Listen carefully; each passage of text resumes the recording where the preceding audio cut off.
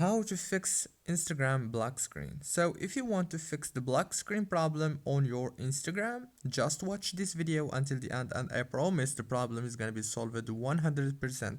So there's two ways to fix the problem. The first way is you have to go to the Play Store, go to the search bar in the top, search for Instagram, and right here you will find this update option. If you have an old version of Instagram, all what you have to do is click on it, and after that, that's the first way. The second way, go to the settings on your phone, go to the apps, and then go to the apps again.